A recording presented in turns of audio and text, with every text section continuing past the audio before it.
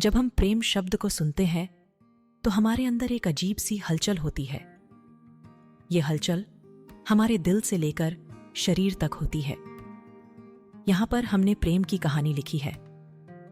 ये सभी कहानी देखने पर आपको भी प्रेम की हलचल देखने को मिलेगी।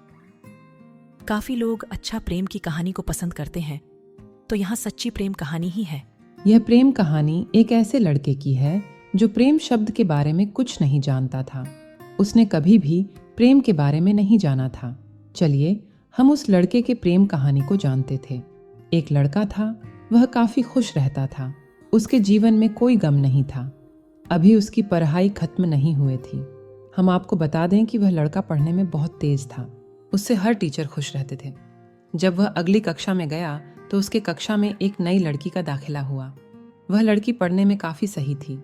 यह लड़का मन का काफी साफ था।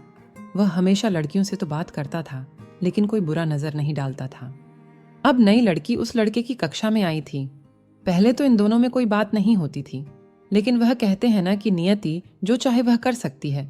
कुछ समय बाद ही पढ़ाई से जुड़ी काम के लिए बातें शुरू होने लगी।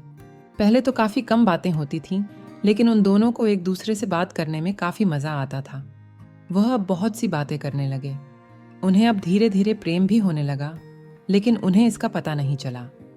लड़की तो बहुत जल्द समझ गई कि उसे प्रेम हो गया है।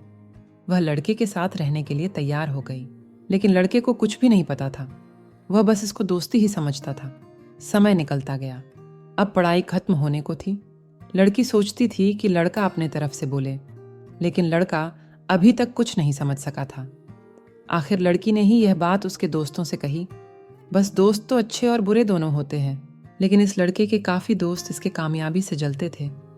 इसके साथ ही अब परीक्षा का समय भी आ रहा था, तो उस लड़के के दोस्तों ने उसकी परीक्षा को खराब करना चाहा।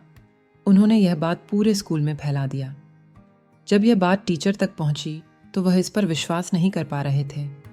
इसके बाद यह बात लड़के के पास भी पहुंचा। अब जब भी वह स्कूल आता था तो उसको काफी बेइज्जती का सामना करना पड़ता था। इसके कारण उस लड़की से बात करना भी छोड़ दिया और परेशान भी होने लगा।